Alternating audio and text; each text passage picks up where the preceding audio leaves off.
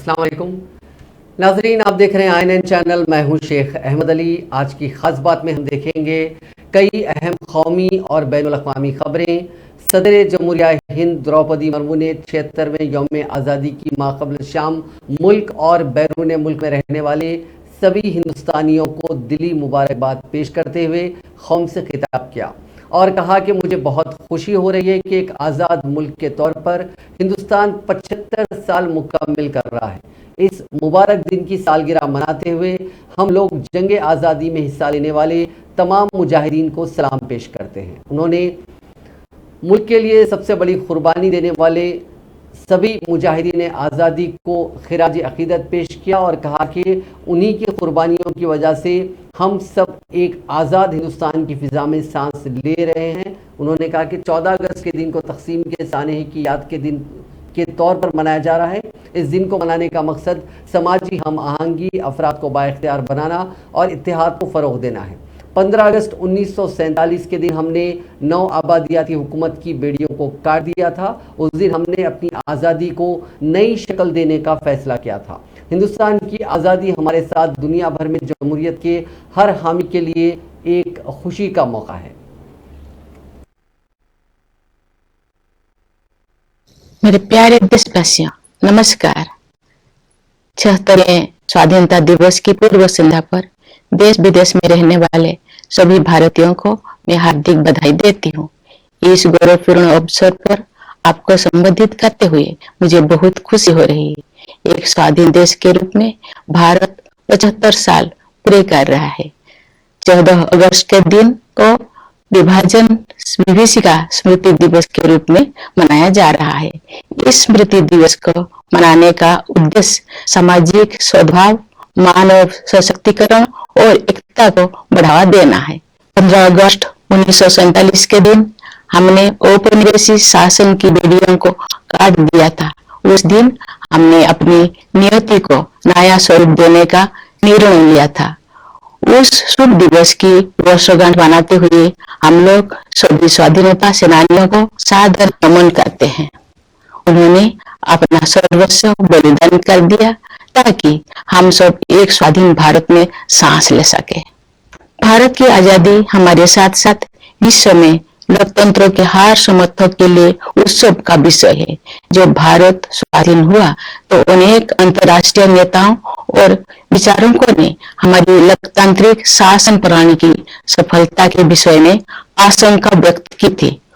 उनकी इस आशंका के कई कारण भी थे। उन दिनों लोकतंत्र आर्थिक रूप से उन्नत राष्ट्र तक ही सीमित था। विदेशी शासकों ने वर्षों तक भारत का शोषण किया था। इस कारण भारत के लोग गरीबी और अशिक्षा से जूझ रहे थे। लेकिन भारतवासियों ने उन लोगों की आशंकाओं को गलत साबित कर दिया। भारत की मिट्टी में लोकतंत्र की जड़ें लगातार गहरी और मजबूत होती गई। कोरोना महामारी ने पूरे विश्व में मानव जीवन और अर्थव्यवस्थाओं पर कठोर प्रहार किया है। जब दुनिया इस गंभीर संकट के आर्थिक परिणामों से जूझ रही थी, तब भारत ने स्वयं को संभाला और अब पुनः तीव्र गति से आगे बढ़ने लगा है। इस समय भारत दुनिया में सबसे तेजी से बढ़ रही प्रमुख अर्थव्यवस्था में से एक है। भारत का स्टार्टअप इकोसिस्टम का विश्व में ऊंचा स्थान है। हमारे देश में स्टार्टअप्स की सफलता, विशेषकर यूनिकॉर्न्स की बढ़ती हुई संख्या हमारी औद्योगिक प्रगति का शानदार उदाहरण है। विश्व में चल रही आर्थिक कठिनाई के विपरीत भारत की अर्थव्यवस्था को तेजी से आगे बढ़ाने के श्रेय सरकार तथा नीति निर्माताओं को जाता है। पिछले कुछ वर्षों के दौरान फिजिकल और डिजिटल इंफ्रास्ट्रक्चर के विकास में अभूतपूर्व प्रगति हुई है। प्रधानमंत्री गति शक्ति योजना के द्वारा कनेक्टिविटी को बेहतर बनाया जा रहा है। परिवहन के जल, थल, वायु आदि पर आधारित सभी माध्यमों को भलीभांति एक दूसरे के साथ जोड़कर पूरे देश में आवागमन को सुगम बनाया जा रहा है। प्रगति के प्रति हमारे देश में दिखाई दे रही उत्साह का श्रेय कड़ी मेहनत करने वाले हमारे किसान और मजदूर भाई बहनों को भी जाता है। साथ ही व्यवसाय की सूझबूझ से समृद्धि का सृजन करने वाले हमारे उद्यमियों को भी जाता है। सबसे अधिक खुशी की बात है कि देश का आर्थिक विकास और अधिक समावेशी होता जा रहा है तथा क्षेत्रीय विषमता भी कम हो रही है। लेकिन ये तो केवल शुरुआत ही है। दूरगामी परिणाम वाले सुधारों और नीतियों द्वारा इन मुल्क में पीर के रोज़ मनाए जाने वाले यौम आज़ादी के मद्देनज़र दारुल हुकूमत दिल्ली में सिक्योरिटी सख्त कर दी गई है और लाल किले के आसपास 10,000 से ज़्यादा पुलिस एहलकारों को तैनात किया गया है, जहां से वज़ीर आज़म नरेंद्र मोदी कौम को खिताब करेंगे। ये लगातार 9वीं बार होगा जब वज़ीर आज़म लाल किले से कौम को मुखातिब करेंगे।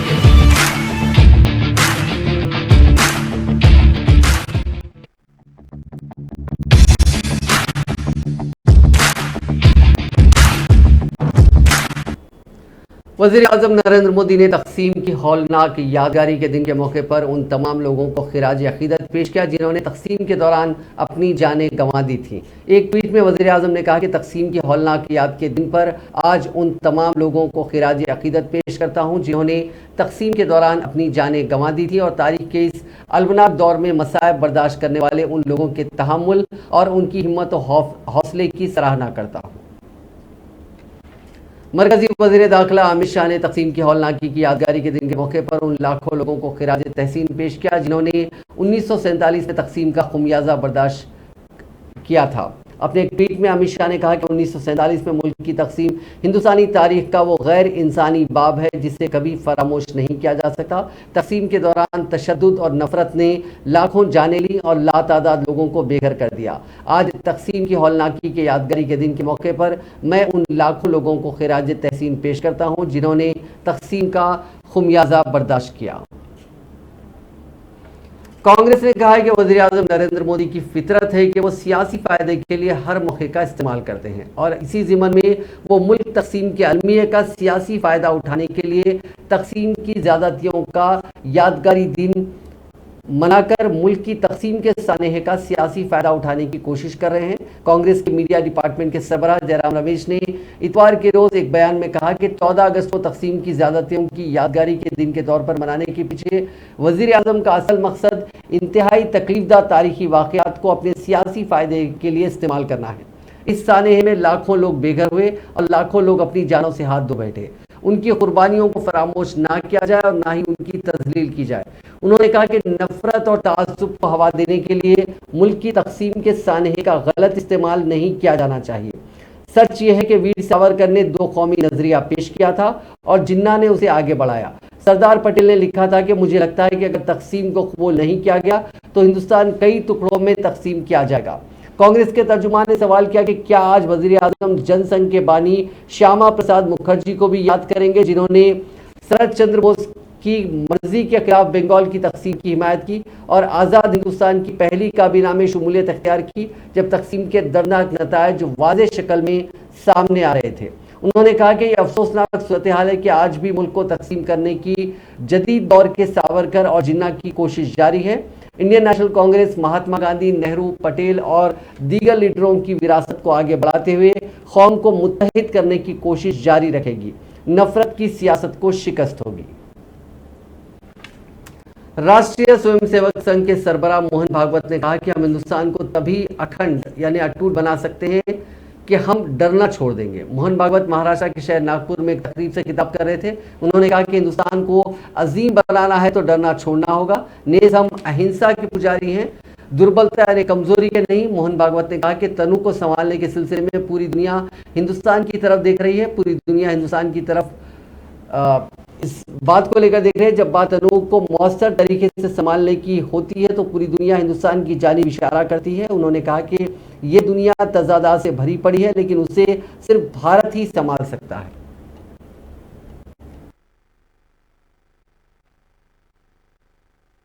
आपका जोश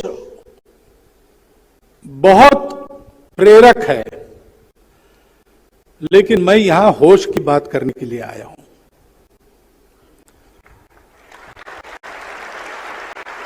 जोश तो आवश्यक है, बिना जोश के कोई काम नहीं होता। इसीलिए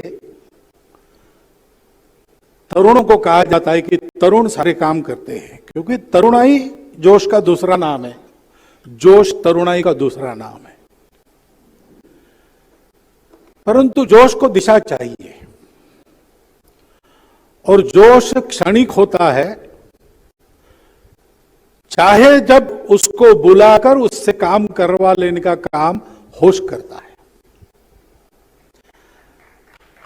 और इसलिए आज अपने स्वतंत्रता के इस अमृत महोत्सव के वर्ष में 14 अगस्त को हम लोग यहां बैठे हैं और हमने ये नाम दिया है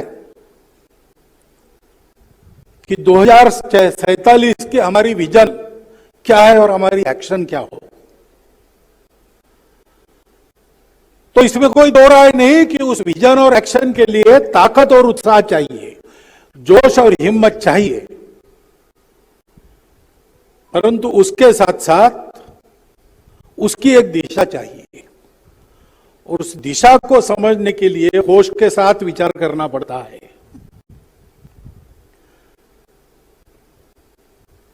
हमको 2047 में भारत को बड़ा करना है। अब अपने आप को बड़ा करना है तो भी बहुत सारे परिश्रम करने पड़ते हैं। यहां तो पूरा देश खड़ा करना है, तो क्या क्या करना पड़ेगा।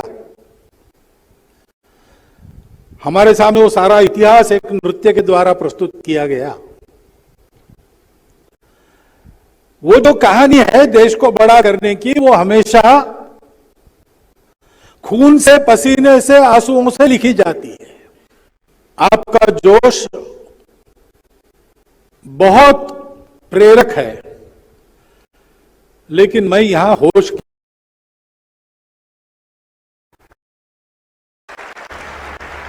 जोश तो आवश्यक।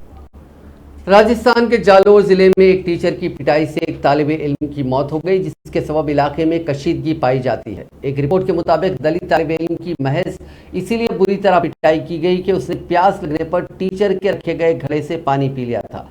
यह वाकया जिले के सायला थाना इलाके के गांव सुराना के एक प्राइवेट स्कूल में पेश आया। पिटाई के बाद तालिबे इल्म को अस्पताल में दाखिल कराया गया, जहां इलाज के दौरान उसकी मौत वाक़ई हो गई। मारपीट की वजह से तालिबे इल्म को अंदरूनी चोटें आईं। घर वालों ने पहले उसे मकामी अस्पताल में दाखिल किया, फिर उसे अहमदाबाद ले गए, जहां उसकी मौत हो गई। तालिबे इल्म की शिनाख्त इंदर कुमार के तौर पर की गई, जो स्वर्णा गांव के सरस्वती विद्या मंदिर में तीसरी जमात का तालिबे इल्म था। मुतवफ़ी तालिबे इल्म के चचा किशोर कुमार ने सायला पुलिस स्टेशन में स्कूल मैनेजर छब्बल सिंह के खिलाफ हमला करने, जात पात पर मबनी अल्फाज इस्तेमाल करने, तजलील करने और मारपीट के बाद तालिबे इल्म को कत्ल करने का मुकदमा दर्ज कराया है। रिपोर्ट में बताया गया कि 20 जुलाई को माफ कीजिएगा 20 जुलाई को इंदर मामूल के मुताबिक स्कूल गया था, जहां उसने प्यास लगने पर स्कूल में इस घड़े से पानी पी लिया, जो उस्ताद छेल सिंह के लिए रखा गया था। इस बारे में इत्तला मिलने पर टीचर ने बच्चे को इसके हवाले से जलील किया और बुरी तरह मारा पीटा, जिससे उसकी दाईं आंख और आंख में अंदरूनी चोटें आईं। तालिब इल्म ने अपने वालिद को वाक़े से आगाह किया, जिसके बाद उसका मुसलसिल मुख्तलिफ अस्पतालों में इलाज किया गया। ताहम 13 अगस्त को दौरान इलाज उसने दम तोड़ दिया। पुलिस ने इस मामले में SC/ST एक्ट समेत कत्ल का मामला दर्ज करके तहकीकात शुरू कर दी है। इसके साथ ही पुलिस ने निजी स्कूल के मैनेजर को भी हिरासत में ले लिया है। वाक़े के बाद इलाके में कशीदगी पैदा हो गई, जिसके बायस हुकूमत की हिदायत के मुताबिक इंटरनेट सर्विसेज ता हुक्म सानी बंद कर दी गई है। मध्य प्रदेश के जबलपुर में एक बच्चे के साथ मारपीट का वीडियो वायरल हो रहा है। यह वाकया 12 अगस्त के दोपहर का है। वायरल वीडियो में देखा जा सकता है कि दो शख्स अपनी स्कूटी से उतरकर एक घर के किनारे बच्चे के पास आते हैं और उसे लात घूंस से मारना शुरू कर देते हैं। वीडियो में बच्चे को जमीन में पटक कर उसे बेरहमी से पीटते हुए दिखाई दे रहा है। कुछ पड़ोसी बच्चे को बचाने की कोशिश करते हैं लेकिन उन्हें भी धक्का देकर हटा दिया गया। इतना ही नहीं, मासूम को पैरों से कुचलने और पटककर पीटने के बाद उनमें से एक शख्स उसे स्कूटी पर बैठाकर ले गया। 9 साल के बच्चे पर 6वीं वाहिनी आवासीय कैंपस के एक साइकिल चुराने का इल्जाम है। पूरा ये मामला रांची पुलिस स्टेशन इलाके के मस्ताना चौक के पास लगे सीसीटीवी कैमरे में कैद हुआ। मारपीट करने वाले शख्स एसएफ की 6 बटालियन का जवान बताया जा रहा है। उसके खिलाफ पुलिस एफआईआर की जानकारी एसएफ के सीनियर ओहदेदारों को भेज दी गई है, जहां डिपार्टमेंटल कार्रवाई भी होगी। सोशल मीडिया पर मारपीट का वीडियो वायरल होने के बाद पुलिस हरकत में आई। एसपी सिद्धार्थ बहुगुणा ने केस दर्ज करने के अहकाम दिए। पुलिस ने मारपीट के नॉर्मल सेक्शंस के अलावा चाइल्ड प्रोटेक्शन एक्ट के तहत भी एफआईआर दर्ज की है। इस मामले में पुलिस ने सिर्फ इसमें एसएफ जवान शोक थापा को ही मुलजिम बनाया है, जबकि इस वाकये में शामिल दीगर 2 मुलजिमीन पर पुलिस ने किसी तरह का एक्शन नहीं लिया। मध्य प्रदेश के जिले धार में कारम नदी पर कारम आबपाशी प्रोजेक्ट के तहत जेर तामीर बांध से पानी लीक होने के दरमियान तैयार करदा मुतवाजी चैनल की मदद से पानी निकालने का काम देर रात से जारी है और यह ख्याल किया जाता है कि अब इससे मुताल्लिक़ खदशात कुछ कम हुए हैं। सरकारी जरा ने बताया कि 3 दिन कबल डैम की दीवार के हिस्से से पानी लीक होने के वाक़े के बाद से इंतजामिया ने तकनीकी माहिरीन और फौज की मदद से मुतवाजी चैनल बनाया, जिसकी वजह से रात गए पानी के अखराज का काम शुरू कर दिया गया। ऐसा करने का मकसद डैम पर पानी के दबाव को कम करना है ताकि बांध की तबाशुदा दीवार को मजीद नुकसान ना पहुंचे। जराए ने कहा कि जिले धार के और खरगोन के 6 गाँव को खाली कराया गया है। जिले धार के 12 गाँव हैं, खरगोन के 6 हैं और पुलिस इंतजामिया और फौज के अलावा एनडीआरएफ और एसडीआरएफ के एहलकारों को वहां तैनात किया गया है। फोटो बना ले, सेल्फी कर जाओ।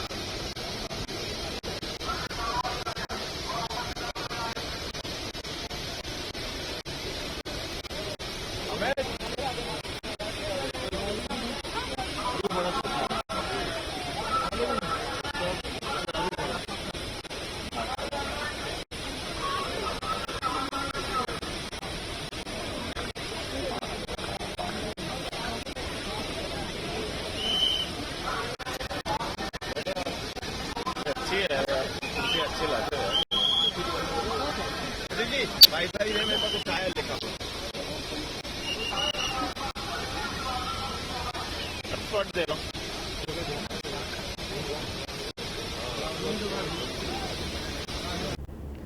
स्टॉक मार्केट की खजावर शख्सियत राकेश झुंझुनवाला का इतवार के रोज 62 साल की उम्र में इंतकाल हो गया। झुंझुनवाला को 2-3 हफ्ते कबल ही अस्पताल से डिस्चार्ज किया गया था। इतवार को अली सुबह उनकी तबीयत अचानक खराब हो गई, जिसके बाद उन्हें अस्पताल ले जाया गया, जहां उन्हें मुर्दा करार दे दिया गया।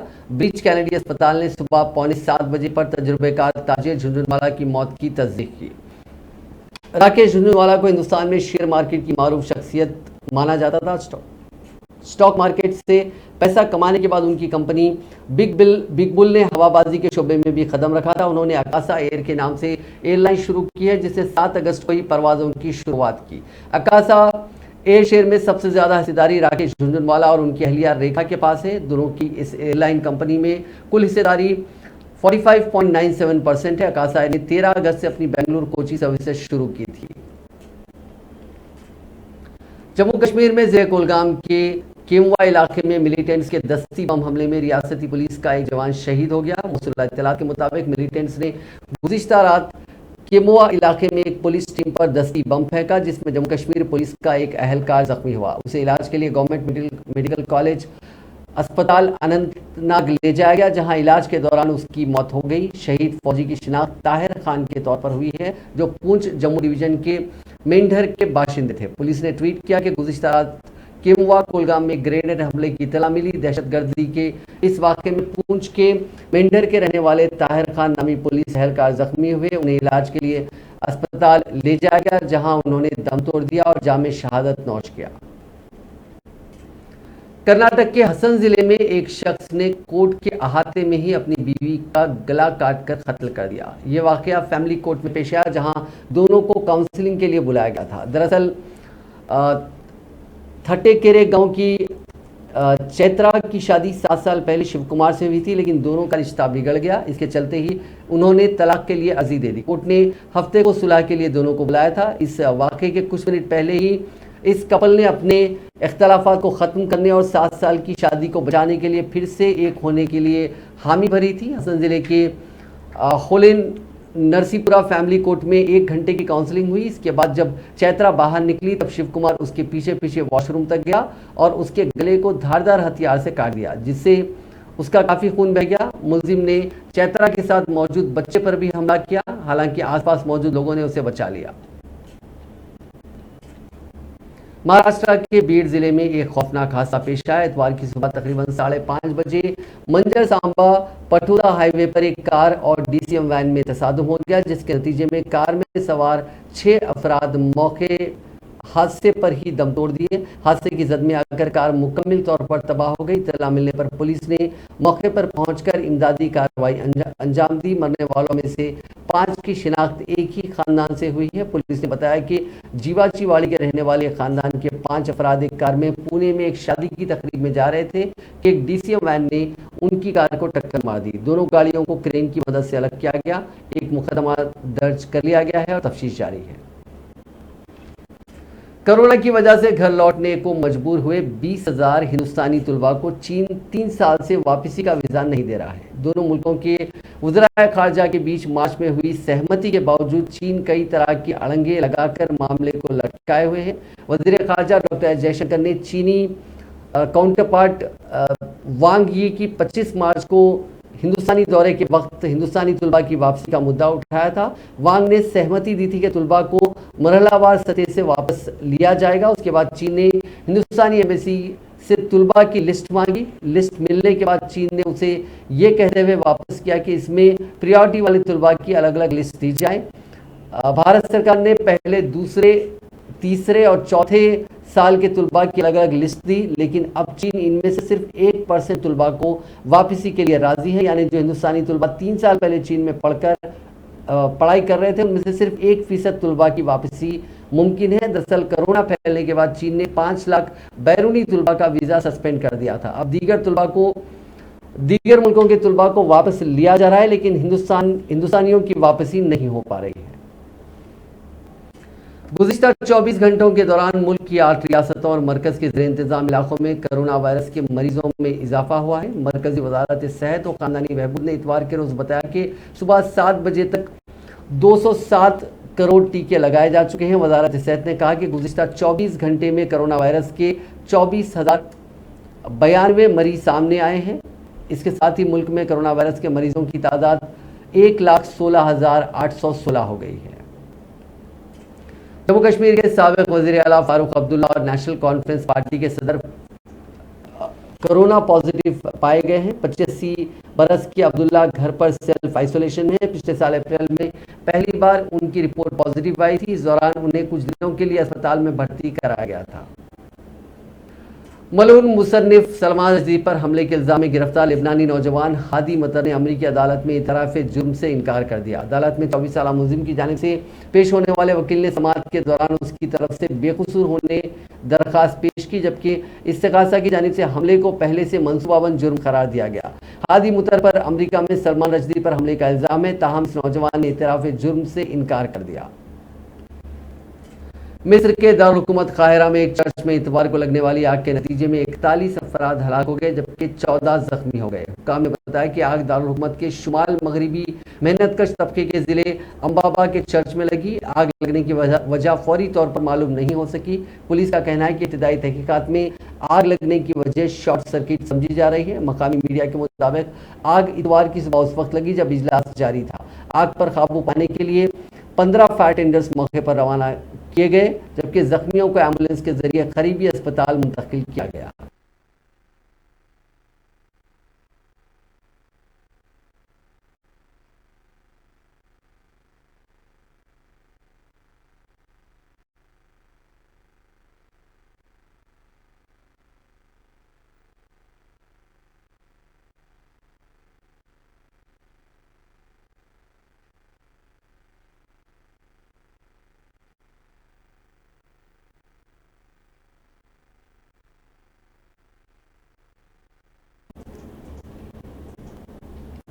इसराइल के दारुल हुकूमत यरूशलेम में बंदूकबरदारों ने बस पर अंधाधुंध फायरिंग कर दी। रिपोर्ट्स में बताया गया है कि हमलावरों की अंधाधुंध फायरिंग से 7 अफराद शदीद जख्मी हो चुके हैं। यरूशलेम के पुराने शहर में मुसाफिरों से भरी बस पर मगरबी दीवार के करीब खड़ी कार से फायरिंग की गई।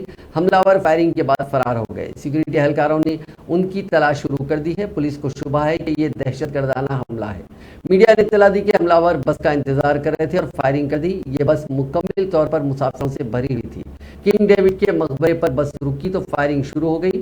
वहां के ओहदेदारों ने दावा किया कि कई शदीद जख्मियों को तिब्बी इमदाद दी जा रही है। उनमें 2 लोगों की हालत तशवीशनाक है। जख्मियों में एक हामिला खातून भी शामिल है। ऑस्ट्रेलिया के कैनबरा एयरपोर्ट पर एक शख्स ने फायरिंग कर दी। गोलियां चलाते ही एयरपोर्ट पर अफरा तफरी मच गई। फौरी एक्टिव हुए सिक्योरिटी पर्सनल ने हमला करने वाले शख्स को गिरफ्तार कर लिया। उसके पास से हथियार भी बरामद हुए। फायरिंग में अभी तक किसी के जख्मी होने की खबर नहीं है। एहतियातन एयरपोर्ट को खाली करा लिया गया। फ्लाइट ऑपरेशंस भी रोक दिए गए। हाथी का एक बच्चा हफ्ते के रोज पानी पीते वक्त पूल में गिर गया। उसकी मां के साथ एक और हाथी ने उसे बचा लिया। इस वाकये का वीडियो सोशल मीडिया पर वायरल हो रहा है। वीडियो साउथ कोरिया के सियोल पार्क का है। हालांकि ये भी कहा जा रहा है कि ये पुराना वीडियो है जो अब वायरल हो रहा है।